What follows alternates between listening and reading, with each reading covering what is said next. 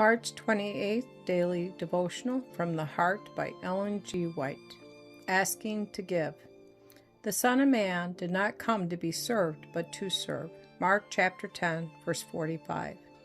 Christ was continually receiving from the Father, that he might communicate to us. The word which ye hear, he said, is not mine, but the Father's which sent me. 2 Corinthians chapter 9, verses 10 and 11. Not for himself, but for others. He lived and thought and prayed. From hours spent with God, he came forth morning by morning to bring the light of heaven to those who heard him. Daily he received a fresh baptism of the Holy Spirit.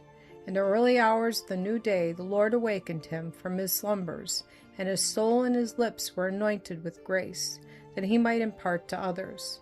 His words were given him fresh from the heavenly courts, words that he might speak in season to the weary and oppressed. Christ's disciples were much impressed by his prayers and by his habit of communion with God. One day, after a short absence from their Lord, they found him absorbed in supplication. Seemingly unconscious of their presence, he continued praying aloud. The hearts of the disciples were deeply moved. As he ceased praying, they exclaimed, "Lord, teach us to pray." Luke chapter 11, verse 1. In answer, Christ repeated the Lord's Prayer, as he had given it in the Sermon on the Mount.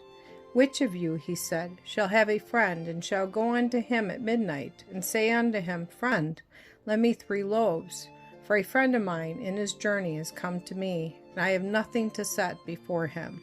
Luke chapter 11, verses 5 and 6. Here Christ represents the petitioner as asking that he may give again. In like manner, the disciples were to seek blessings from God. In the feeding of the multitude and in the Sermon on the Bread from heaven, Christ had opened to them their work as his representatives. They were to give the bread of life to the people.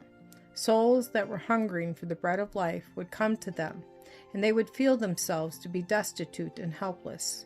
They must receive spiritual food, or they would have nothing to impart. But they were not to turn one soul away unfed. Christ directs them to the source of supply. And would not God, who had sent his servants to feed the hungry, supply their need for his own work?